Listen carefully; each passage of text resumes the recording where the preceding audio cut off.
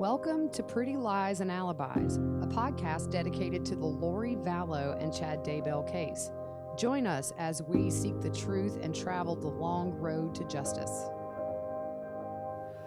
Hi, everybody. We are back for part 2 of breaking down this probable cause affidavit that was just released today on Friday about the information they had that led them to Chad Daybell's property and to the precise location.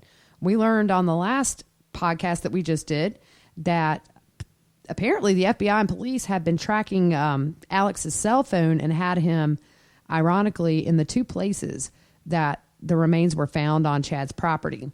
So before we get started with part 2, we do want to give everybody a little bit of a warning. This is very sensitive stuff. This does talk about finding Tylee and JJ's remains. It does get specific about some things. So if you're squeamish or emotionally it's too much, you might not want to listen to this one. It is part of covering the case. It's going to be talked about for the duration of this case and beyond. But we did want to give everybody a heads up because some people don't like to hear these kind of details, especially about children. It is very disturbing. And the other thing I wanted to mention, on the end of the last podcast, I was giving you guys our Twitter handle, and I messed it up. So our Twitter handle is Pretty Lies Alibi. Pretty Lies Alibi. That's the full Twitter handle. So we're going to jump right back in. We are on paragraph 29 of the probable cause document. So if you're following along at home, we're on number 29. Fruit Loop's going to start out, and we're going to go through this last part.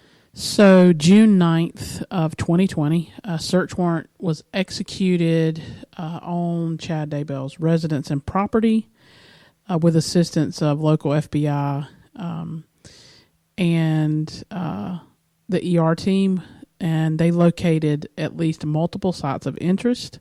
These sites were identified and corresponded to the cellular data from Alex's phone when he was on the property. And if you want to go back, that's in paragraphs 12 through 16. So we all wondered, what evidence and everything they had. And this is part of it, was part of the phone pings from Alex Cox. Can I just say that when we talked about this case for months, we both agreed that majority of this evidence is going to come in the form of digital evidence. And I'm a little surprised at how precise they are when they can go back months later and find out within 6 meters where you were standing somewhere. Yeah, that is crazy.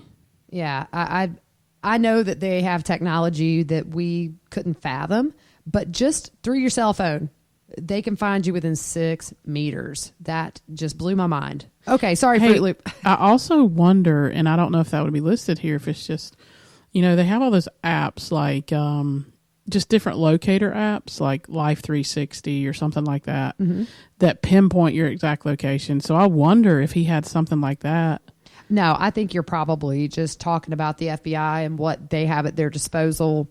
I'm sure, that is small compared to the assets that they have when they're looking at cases like this where time has passed. You're looking at months later that they are going back and getting these pings because we know the kids were killed in September and they didn't start looking into this case till November. So at least 2 months, they're able to go back and pull the cell phone records and find out Alex was within 6 meters of this fire pit and where the remains were found. Yeah, digital trails do not go away. Yeah, you're not, and that's what I've always said about these guys is that, look, they're in our age range. They're in their 40s. I have to get my kid to help me do stuff on my phone now. I've reached that point. I'm not as knowledgeable as I used to be. These knuckleheads may have just assumed I'm going to delete a text. It's gone forever. Yeah, and we know from prior documents that they had a lot of phones. So maybe they got mixed up. Right. And this is just about the kids. I'm sure between Charles's murder, Tammy's murder, the shot at Brandon, and goodness knows whatever else they've had to trace through phones. I'm sure they've been overwhelmed. We were discussing how long this has taken and how we get frustrated at the lack of updates coming from law enforcement. But you see this probable cause affidavit just to get the search warrant to go on Chad's property. It had to have taken them so long to connect all these dots. It's a big puzzle. Exactly. I would like to know how many people worked this case. Hundreds. And I can't imagine the man hours. Yeah. Crazy. Okay, so we're going to get started. We're at number 30 now. Yep. So one of the possible sites correlated to a location on the property, Chad had texted his wife about, which I think that reverts back to when he texted her and said he had shot a raccoon and buried it in the pet cemetery or in the whatever it daytime. was. Yeah. Nocturnal raccoons just on Chad's property come alive during the day. Yeah. Very odd. Maybe Idaho has different raccoons, but I don't know. So moving on to the next paragraph, the first site of interest was located on the north side of the pond near the north edge of the property, which, if you remember, this site corresponds with a ping on Alex's phone on September 23rd. We know that JJ was last seen by Melanie Gibb and David Warwick on September 22nd. Late at night. Yep. He was asleep with his head on Alex's shoulder. He had been, we covered this right at the end of the last podcast, but just to catch you up if you're coming into this later, where we left off was that on the 22nd, as Fruit Loop said, he was seen, he had been taken to Alex's apartment, according to Lori, because they were going to do a podcast. And JJ was not cooperating. So he went to Alex's, and when Alex brought him home, he was asleep with his head on his shoulder. And that was the last time that JJ was seen alive. You know what I find odd about that is Lori has made statements that his medication makes him drowsy. So if you gave him his medication, why wouldn't he have calmed down in the apartment there and went to sleep there? Well, I think that it goes against her narrative that he was a zombie. So if she had been medicating him on a regular schedule, like obviously her doctor recommended, JJ would not have probably been as agitated. I think that was one thing the neighbor said. He seemed agitated, which we've seen with autistic children that aren't medicated. It's almost like two different kids. So I don't think that, when JJ acted up before he was killed, there was a reason that she stopped filling his medication. Yeah, it's so sick. And we've stated before that we both have taken care of autistic and special needs children. And it's almost like she paraded him in front of somebody who could validate, oh, this is why I took his life, because he's a zombie. Like, it's just sick. It really is. And I don't even want to begin to touch the psychology of that. But the fact that you're manipulating a kid's medicine to have them sort of perform in a way you want them to perform that validates your sick thoughts. This just has gone deeper and more sadistic than I ever could have imagined. Yeah. So back to the area they located, there was a patch of ground that appeared to be disturbed. The weed growth on top of the disturbed ground was shorter than the surrounding weed growth. So we know that Chad's neighbors said he used to cut his grass all the time, and then he stopped cutting his grass. So we can, assume here that he's letting his grass grow to try to, not make it noticeable. Exactly. The other thing to notice too, we had talked about this, I think on our last podcast, was that when remains are buried and they're not properly buried, like in a vault, in a coffin, like a proper burial, the body releases gases and things, and nitrogen, I believe it's nitrogen, can alter the soil. So what happens is, if you watch a documentary about like the Body Farm, a place in Tennessee where they people donate their remains and they put them in various situations where it assists law enforcement in figuring out how bodies decompose. I watched this documentary, and the one thing I noticed was pretty much wherever there was a dead body, whether it was in the ground or above ground, there was grass death. The grass would die. But what it does is it actually, when it grows back kind of more full and I guess it looks different. In other words, somehow it helps the grass to grow better than what it was before, from what I understand. So what they noticed was dirt spots. And then if you look at the overhead shot from that day before they took that top layer of soil off, you can see that there are bald patches, but then right in the middle, there is a patch of green grass that's starting to grow. Yep. So this disturbed area was approximately 4 feet by 2.5 feet. Right. So if you remember, that's the one next to the tree. Right. And we know now that's where JJ was found. So going on to 32, the FBI team removed the top layer of sod. Underneath that layer of sod were several large flat rocks, and they took those rocks away, and they found 2 pieces of flat paneling. And once that paneling was removed, they exposed a round object that was covered in black plastic. And from there, they noticed a very strong odor.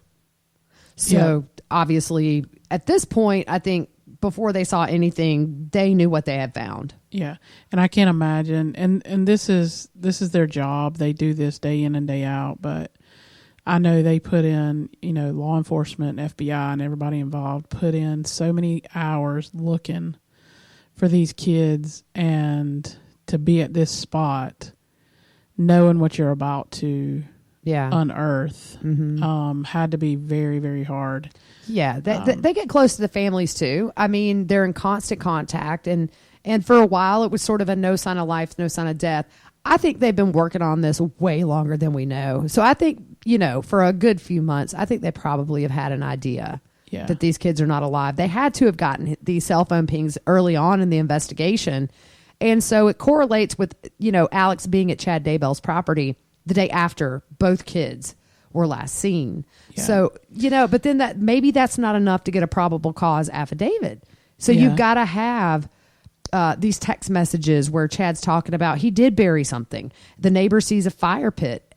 A lot of these interviews seem to have taken place this month, Fruit Loop. It seems like they finally have got it all together. And this was sort of quick once they did get all their information. They were still interviewing people days before the warrant was issued. Yeah, and you have to remember, people were, why didn't they look, when it was, way back when the snow was on the ground?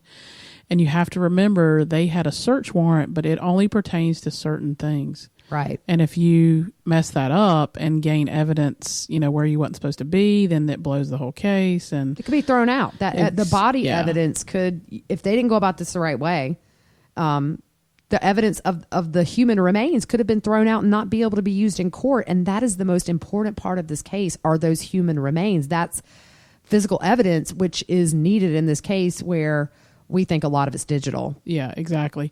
And I was thinking, there's a picture where the police are like using some type of rake to look through the snow, but it's kind of in the front yard. Yeah. And I started thinking maybe they're hunting some kind of evidence from the shooting that supposedly, Tammy was shot at. Oh, yeah. It could have been something, relating to that. It's a good thought. Not necessarily looking for, somebody being buried there.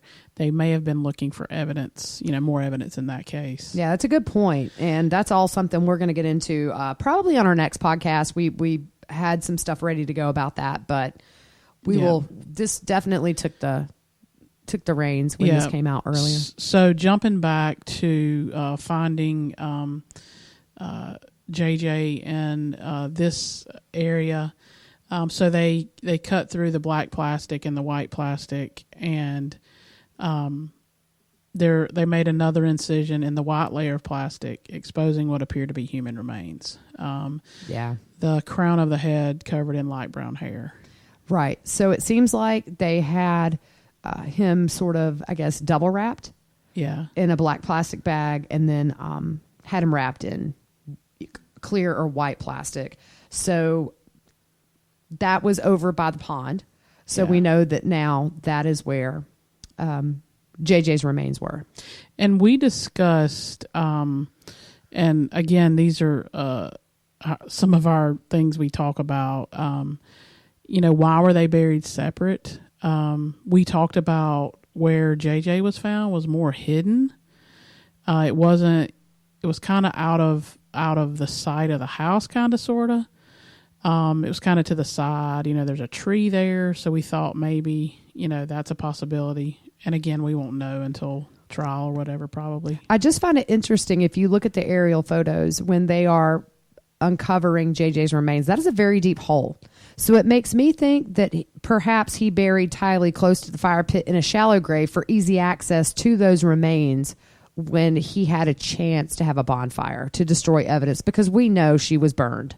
Yep. So bad to the point that at one point the anthropologist, according to the affidavit, was able to determine whether they were human remains as far as some of the remains that she found. Exactly. And what we learned about burning human remains through reading and listening, it could be, you know, 12 to 16 hours of a very hot fire. Right. A lot of gasoline you're going to need to do that because it has to maintain a super high temperature. Yeah, and looking at the surroundings in that area, that big of a fire, that long. Yeah, it's going to raise a flag. I mean, that's almost a whole day. Right. And the other thing, too, that I learned watching Court TV, and they had an amazing guy on there who is a forensic anthropologist. And he explained that it could take 12 to 16 to 20 hours to get the soft tissue off of a human body. But even then, the job's never really complete. There's always going to be some kind of soft tissue. Not always, but there's likely going to be some soft tissue left on those bones. So hopefully investigators were able to get some good samples where they could find the cause of death. I don't know that we're looking at an obvious sign at this point. It's a week and a half later and we've heard no cause of death. So I think they're having to test toxicology. Yeah, there was some soft tissue left in this document. They discussed that a little bit. Right. So that's a good thing. Excuse me. So the remaining dirt around the human remains was methodically removed, and they're very careful in that. They know what they're doing. They removed all that, exposed what appeared to be a body wrapped in black plastic. The plastic appeared to be tightly wrapped around the body and secured with gray duct tape. Yeah.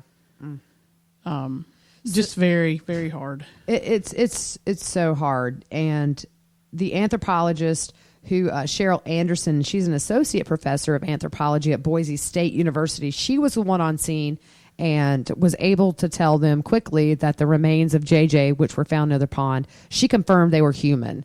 So that's how they found JJ, and it's just gut-wrenching. Yep. So on to the second site of interest, which is just right near the fire pit. It was located behind a red unattached outbuilding in the center of the property near the fire pit. And right next to the fire pit, we found out that Chad and Tammy used that little patch of land as a pet cemetery. And that's where they would, I guess, bury their pets that passed on. And they were able to go to this site again based on GPS pings of Alex Cox's phone on September 9th. Yeah. September 9th was the day after Tylee was missing. Yep. And we guessed, we were like, how did they go, to the exact spot? How did they know that's where they were? Now we know. It was pings. Now, Fruit Loop, I want you to explain this next part about how they used the steel pole. Okay, so the ground in the area where Tylee was found was probed with a steel pole, and I watched several shows on different networks, and I like watching like treasure stuff. So what they do with this, they can tell voids in the ground by the way the pole goes in the ground. So if you think, let's say you're putting up, a tent pole or something, and you hammer it in the ground, like it's really tight, that's solid ground. Mm-hmm. When those poles go in the ground and there's disturbed area under there, it's easier to go in. So that's what they're meaning by probing with steel poles. They're checking to see if there's any disturbed ground underneath. It's crazy that they, but it makes sense. Yeah. I mean, if you're going through ground, it's going to take a lot of effort. If it's recently disturbed, it's kind of sifted through or exactly removed. It's not packed in. It's right. Not, so. Yeah. Yep. So they did that. They did find, during the search of this piece of property, this little area where Tylee was found, they did find a buried cat and dog. The remains of those were found. That's when they brought the backhoe in this area too, was to dig further through the layers of dirt. And as they're using the backhoe, they found bricks about a foot below the ground, which is very shallow. Yeah. Considering Chad is a former gravedigger, I guess you get into the situation where if those remains are burned, they're not going to smell. Yeah. Here's my question. Okay. So we know Chad Daybell, he dug graves for a living or whatever. But so did he put those cat and dog remains on top of that to throw the cadaver dog off? That maybe he thought, oh, when they dig there, they find the cats and the dogs, they won't go any deeper. They won't, know anything else. Probably, to Chad, I'm sure he had it all figured out in his brain that they would get away with this. There's no telling. I mean, that seems plausible. But I think he, just didn't anticipate the cell phone pings and maybe even some overhead surveillance with the ground penetrating radar where it can show you sometimes the outline of remains. It's just... I guess he got away with it for nearly a year? Yeah. I mean, it's July. We're almost in July. We're halfway through June. Tyler went missing September 8th. So for a while, I guess he did get away with it. Yeah. Your sins always find you out, though. They do. I mean, you can't hide too long. Things come to light. Yep, exactly. So moving on, once the bricks were discovered, the soil was examined, and what appeared to be 2 bones were located. Based on the conditions of the bones, Cheryl Anderson, who we know is the anthropologist, she was not able to determine whether the bones were human. So I thought that was interesting. Yeah, and we don't know for sure that they were human. It could be that they weren't. They don't say here that eventually they were found to be human. But in that area, they also found other bones and charred tissue and charred bones. And she indicated, Cheryl Anderson, the anthropologist, her opinion was the uncharred and charred tissue found were human remains. And now we know that was Tylee's remains. Yep. So she was able to say those were human. And they did have some tissue left on them. So that's good for...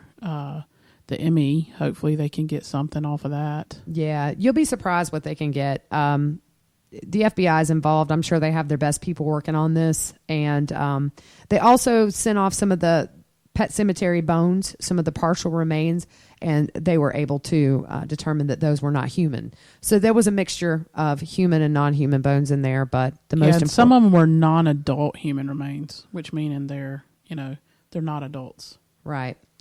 So this is where I want to give a big shout out to Kathy Russin with Law and Crime Network. She had mentioned this on one of her shows, I think maybe a couple of days after the remains were found and Chad was arrested. But it says here that when they were conducting their search, Chad was observed by officers to be continuously watching where the officers were searching. He was observed watching officers while sitting in his vehicle in front of his front driveway and while sitting in his vehicle across the street at his daughter's residence. Yeah, so when you see Nate on the scene in the helicopter, he's already moved to his daughter's residence because we looked back on the film and the only cars in his driveway at that time when Nate gets there are the police vehicles. So if you take a look and look across the street, which is diagonally across... that is where his daughter lives, Emma lives, and you can see his vehicle, which he later flees and goes, and the police pull him over. But it's more like a SUV type thing. People kept saying truck, and it's not a truck. It's more of a SUV. But you can see it in her driveway across the street. And I think the biggest thing, for me, when we were watching the overhead shot, as this was happening live, they knew exactly what they were there to find. They had so many crime scene and forensic units there. There were 30 plus cars. And the FBI. So I don't think it's not like they set the dog loose and got a hit and then had to call in the cavalry. They were all there. Yeah. These guys knew exactly what they were going to find on that property. And in fact, somebody had told Nate that morning, it was, this is going to be a great, but terrible or sad day for many. Yeah. So I think, obviously he was referring to the fact that the remains would be found, but it's going to be a finality. It's not a question now, are they in a bunker? Are they being hidden? Does somebody have them and they're safe? I think we all sort of in the back of our mind with the whole cult theme had thought maybe there's a chance that she just got them somewhere. And I think that day, very quickly we were able to find out that was JJ, which leads me to believe that the remains were probably in fairly good condition. They were wrapped, so that prevents a lot of things from starting to decompose the body. But Tylee, obviously, that confirmation came later in the day, and we know why, because the egregious manner we now know was fire and burning the remains. Exactly. But I want to give a shout out to law enforcement who was on the scene, who took notice when Chad Daybell started to flee and called him and went after him, because who knows where he was going. I mean, we know they fled, several times. And I know we've discussed it. You don't want to see him commit suicide if that was the case. Yeah, I know. Because we want to see him, brought to justice and to pay for what he did to these people. And it's not just two people. It's Tammy and Charles and JJ and Tylee. And we want to see, the people who caused and had a part in all this. We want to see them, face the consequences of their actions. Right. And I don't think we'll have a problem. Like I said earlier, a lot of people are super worried about tying this to Chad and Lori. They're going to get charged. I really think, and I was telling Fruit Loop this week, so much stuff is coming out every day now, it seems, whether it's, and it's been a while. Today was the first time really since the day of the search where law enforcement has released something. I don't know. This could have been Freedom of Information Act. I'm not sure.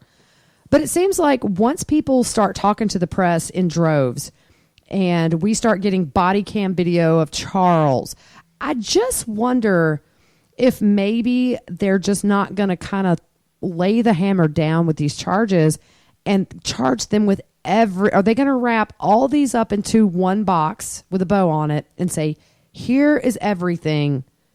Now let's go to trial. Yeah, that's what I want. I want them all. And I know in a lot of cases, if something's a little less, they'll drop a lesser charge to go after, a certain charge. Mm-hmm. So it'll be interesting because it's in different counties, and it's just crazy how far all, the places that they've been. Right. And one thing to note, Justin Loom did report tonight that Chad Daybell's preliminary hearing, they have postponed that from July 1st and 2nd to August the 3rd and 4th. And that was a mutual decision by both parties. I kind of expected that. I don't think we'll see Lori's preliminary hearing either. I think it'll be rescheduled just based on updated charges that are coming. But this was a mutual decision between both parties for a continuance.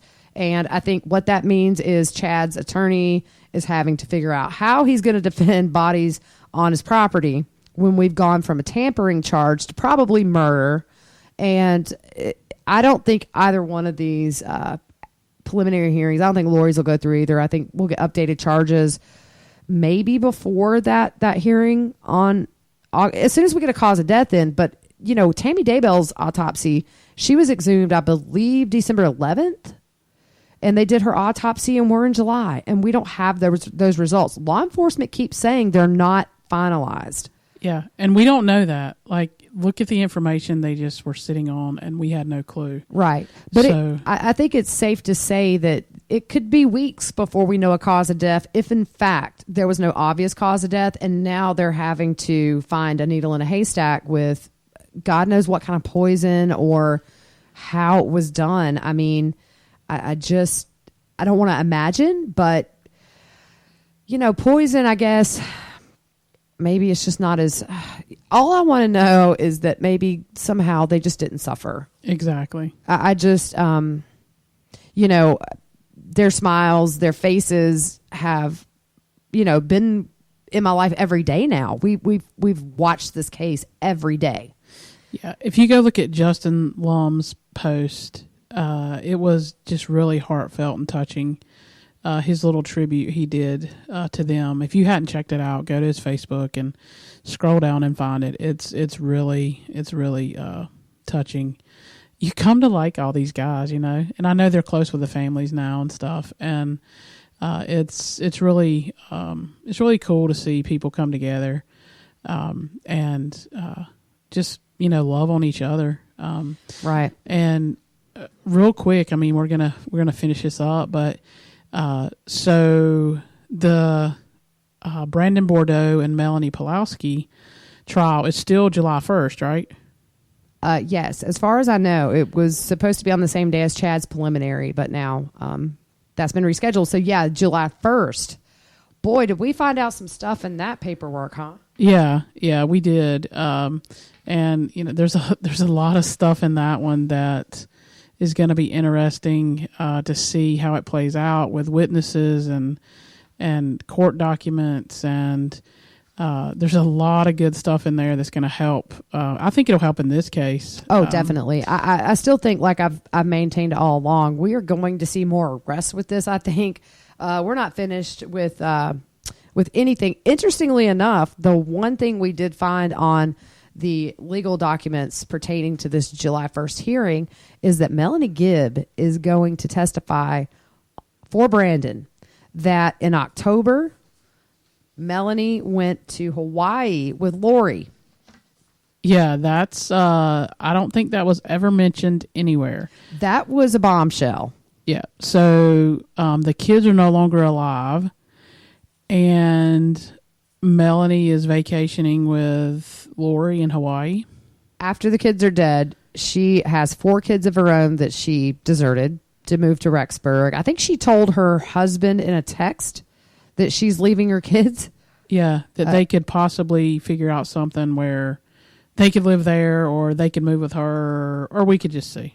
Yeah, that's going to be interesting. There's a lot of other things that are going to be brought into that hearing, I think, that directly relate to this case. They're pulling some press releases that Melanie put out.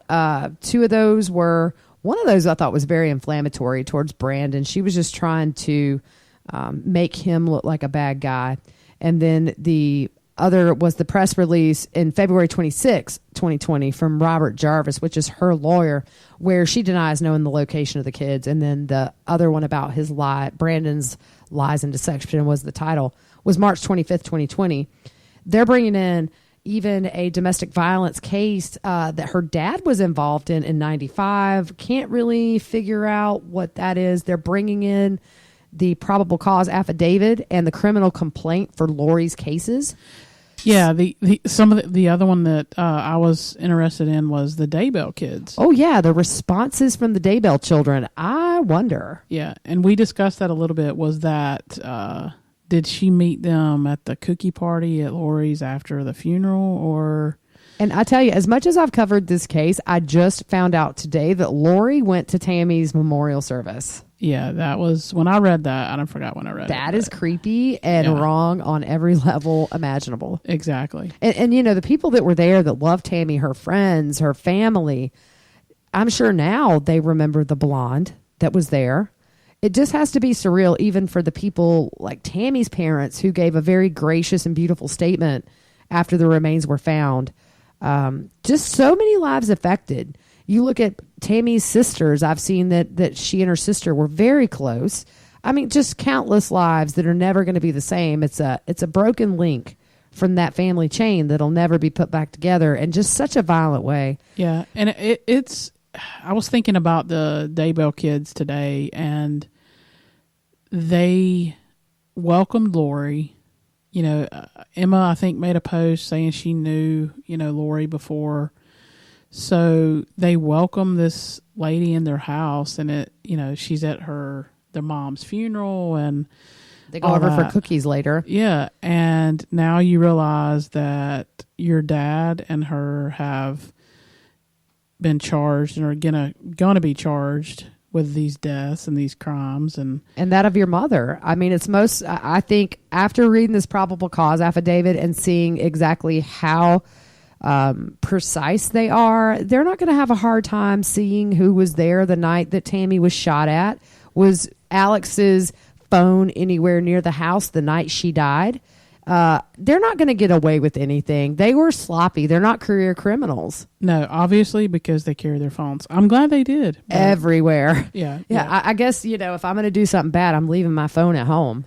Hey, maybe it's from like these TV shows because, they'll say, oh, they got a burner phone. We can't trace it. Maybe that's what they thought. I don't know. Well, you never know. You never know what means they have. If you buy that phone with a credit card, is there some kind of a serial number that's on that statement? There's no telling. They're not going to get away with anything. There's a lot of talk in this about life insurance policies. So I think that's going to come in. Yeah. Just several different court cases that I was not able to pull up on various legal websites. So I'm curious to see. I don't know that we'll know anything from this hearing. It is family court. It involves minors. Usually those are sealed. At least in the state I'm from, those are not unsealed.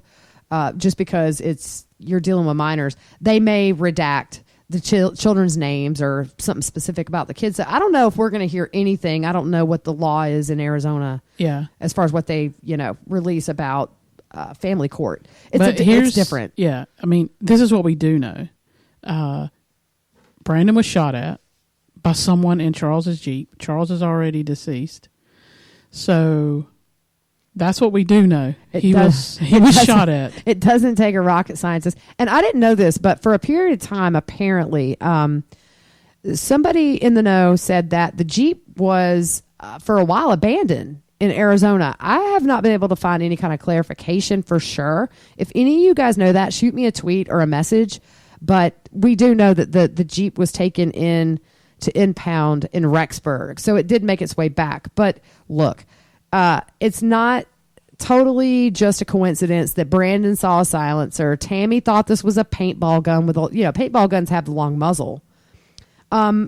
These guys are idiots. They're so sloppy, and thank goodness they were sloppy because I think we'll get justice. Yeah, that was one of the other things. And again, it's not proven. It's just somebody throwing out something.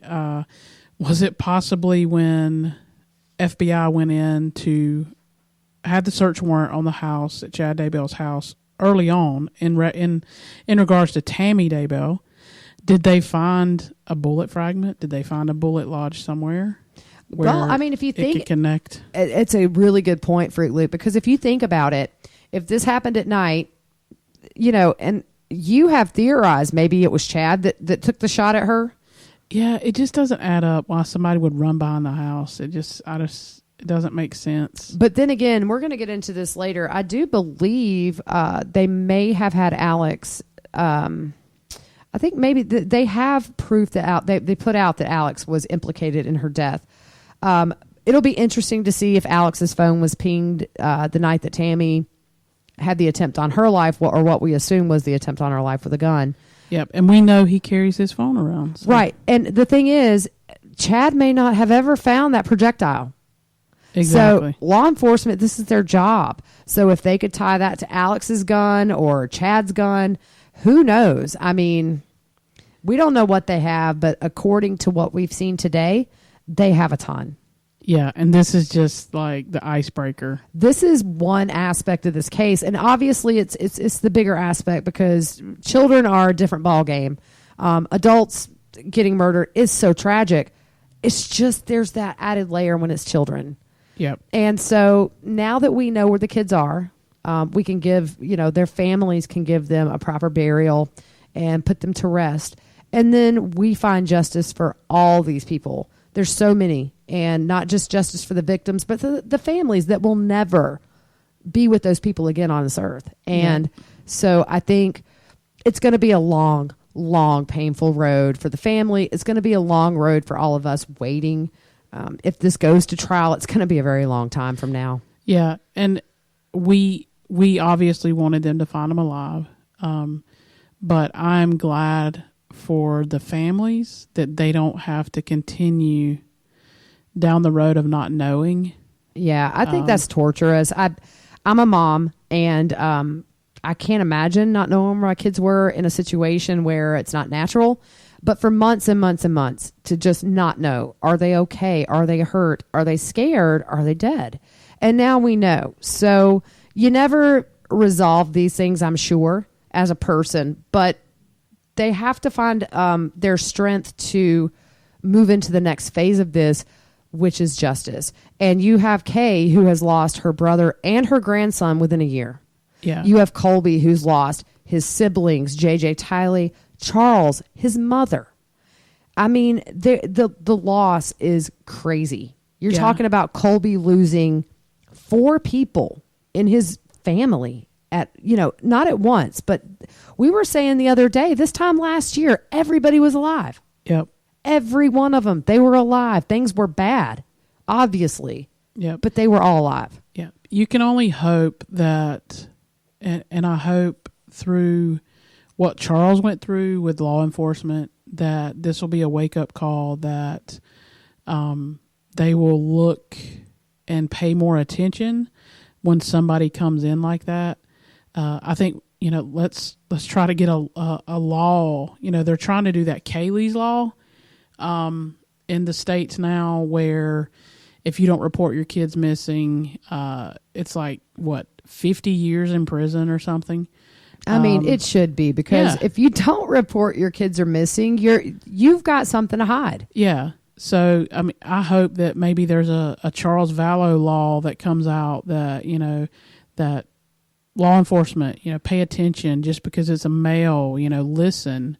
Right. So, and we see some things coming out from Tylee's aunt, Annie Cushing, with some data stuff that she's really good at.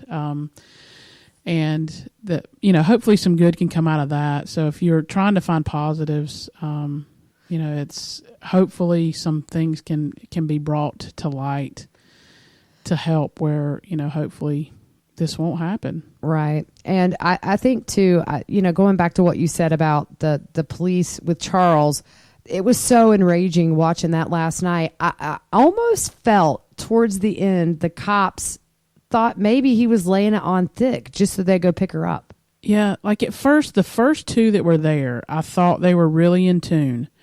The one got his notebook out. He was taking notes. He wasn't being sarcastic. Like, he was legitimate listening. The lady that was there was listening, and I thought they were good. Like, they were paying attention. I don't know if you caught it, but when Charles said Lori thought she was married to Maroney and another lot or something. It was something to that aspect. So there must be a LDS temple there somewhere, because they pointed over like they were pointing to Maroney. And the other cop that's taking notes, he goes, "Well, they don't let me in there." So I thought that was, it was kind of funny. That's funny. But yeah, like they were paying attention. I thought I just didn't like it when I think he was a sergeant or something. I don't know. When he was there, they just kind of, when Charles walked away, it was just kind of, because he told Charles at one time, he said, "Now, don't be stalking your wife." And Charles was like, "I'm not trying to stalk her. I'm just trying to get her help." And he wasn't stalking her. He was trying to get her help, legitimate help. Yeah. I mean, look, I know these cops see their share of one side inflaming something to make the other look bad, but it was so far out there. And had they maybe looked at, paperwork through the courts, I mean, she had an involuntary psychiatric hold. Yeah. Which means if she didn't turn herself in and they found her, they could take her, and she didn't have a choice. Yeah. And what I couldn't understand, like, he's telling them she's going to be at the school at this time to pick JJ up. Okay, go there. Right. I know I worked with a civil division in the sheriff's office, and if we couldn't contact a parent to serve papers on, I did it numerous times. I would go sit at the school until the car line came through, and as the kid is walking to his car, I would go serve papers to the parent. So it's not out of ordinary, I wouldn't think. Yeah, I don't know why. Do we go down the theory rabbit hole and say that, certain cops out there that used to work for the force might have put some words in about his buddy Lori? But I don't know. I think at the end of the day, it's just a good reminder that men are victims too. When we think of domestic violence, we think of a man versus a woman. And this is a clear case where he was totally disregarded both times. Both body cam videos, I thought at times the officers were being a little rude to him. And you see the poor man just begging, get her help. when he said, look, we'll never get past this, but I want her to be okay. He was talking about his kids too. I think he considered Tylee a daughter. He wanted her to be okay for them. Yeah. Yep. And it's so frustrating. Like, you just want to scream. Here he is. He's trying to get help. He loves her. I would have been so mad. But it's shocking to me that Lori, in her own admission, in the interview where she was about her purse, she admitted to taking his money. She admitted to hiding his truck. She admitted, I think, to changing his airplane or his flight, canceling that. Like, she admitted to all those things. Right. And but, you know, I think with her in that situation, I noticed the female sort of flirty, kind of light. I'm not going to look like a threat. I'm not going to look crazy like Charles says. And it seems like every encounter we've seen on body cam, whether it be Lori and Tylee and Melanie Gibb at the police station in Gilbert or Charles with the cops, we saw where the cops weren't taking any of it seriously. Yeah. And I know they get a lot of domestic calls. Yeah. I'm sure that takes up a lot of their time. But you know, when it's domestic, you're usually talking about kids. You're talking about safety.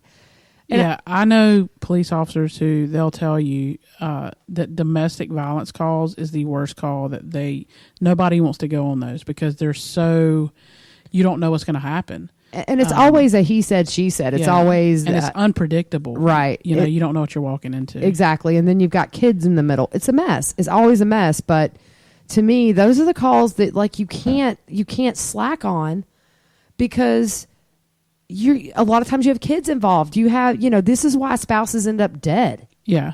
And he did. He ended up dead. That's the thing. Yeah. Him and JJ both. He just wanted them to be okay. And Tylee. And here we are. Yeah. All three of them are dead.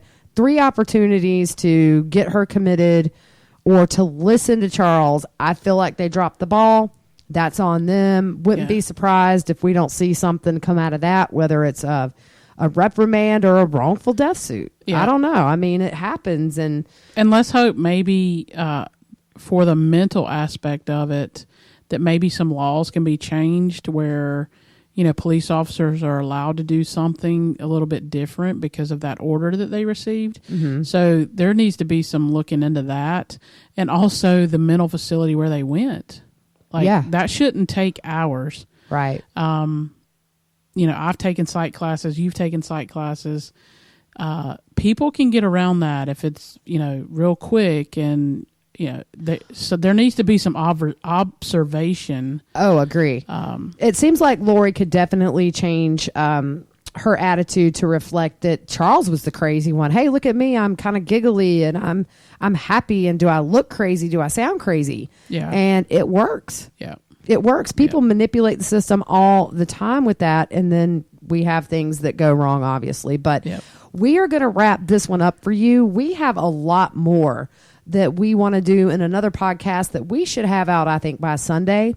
We're going to cover many things not really relating to this. I think we've covered in depth this tonight, but we'll always touch on it, of course. I think in the next few weeks, we'll have some more big news. I just kind of see all this release of stuff to be sort of a buildup. So stick with us. We're going to keep you informed as things come in. And we want to thank everybody. I think Fruit Loop, I know we are blown away with the number of people that have listened to this podcast. We started it as a hobby, and it is a hobby. We're doing this for fun. But man, you really blew us away with the number of downloads and live plays. We're on iTunes, Spotify, SoundCloud, Spreaker, Facebook, Twitter. And we just want to say thank you. We're going to grow this. We're going to be doing some YouTube videos here soon with some narration. So we're just going to keep going with this. And, you know, I think we all can say that Kay and Larry and Annie and Colby and Kelsey and everybody, you're in our thoughts and prayers. We're definitely thinking of you. Fruit Loop, what would you like to say in closing? I just continued prayers for all the families involved, all around the whole situation. And also we want to give a shout out to Mikhail. Hey, Mikhail. Who's watching. Hey, Mikhail. But yeah, just keep listening, and we'll be back with you soon. All right. You guys have a great night, and we will see you soon. Night.